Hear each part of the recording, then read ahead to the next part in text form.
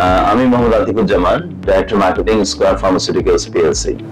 আজ আমি নাকের পলিপ এবং এই সংক্রান্ত বিষয় নিয়ে আমি আজকে কথা বলবো। আজ 24শে April global nasal polyp syndrome awareness day. নাকের পলিপ এবং নাক ও সাইনাসের দীর্ঘস্থায়ী প্রদাহে জীবনযাত্রার মান মারাত্মকভাবে ক্ষতিগ্রস্ত হতে পারে, অথচ সময় মতো সঠিক চিকিৎসা নিলে এসব নিয়ন্ত্রণ রাখা সম্ভব। নেজাল পলিপ হলো নাকের ভেতরে নরম মাংসপিণ্ড, যা সাধারণত 30 থেকে 40 বছর বয়সের মানুষের মধ্যে বেশি দেখা যায়। এটি সাধারণত নন ক্যান্সারাস, কাজে ভয়ের কোনো কারণ নেই।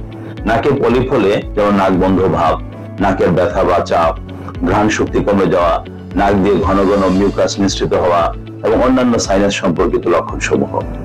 কিছু ক্ষেত্রে নাকের পলিপ অপসারণের জন্য অস্ত্রোপচার হলো সর্বোত্তম চিকিৎসা, তবে অপসারণের পরেও আবার পলিপ ফিরে আসতে পারে। অস্ত্রোপচার ছাড়া নাকের পলিপ চিকিৎসার সাফল্যের হার নির্ভর করে সাধারণত পলিপের আকার, পলিপের অবস্থান, কোন ধরনের ওষুধ রোগী ব্যবহার করছেন তার উপর।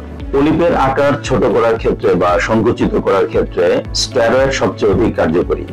রোগের প্রাথমিক অবস্থায় যারা স্টেরয়েড গ্রহণ করে দেখা গেছে তাদের ক্ষেত্রে সফলতার হার অলমোস্ট প্রায় 80% কাছাকাছি।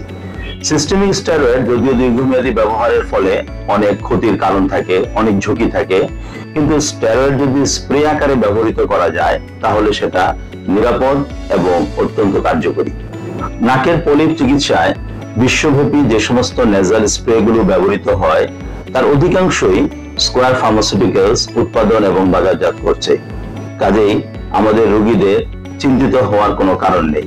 তারা যদি সঠিক সময়ে ডাক্তারের শরণাপন্ন হন তাহলে তারা খুব দ্রুত এর চিকিৎসা পেতে পারেন এবং নেজাল পলিপ এবং এই বিষয়ে যে সমস্ত জটিলতা আছে সেখান থেকে তারা মুক্তি পেতে পারেন।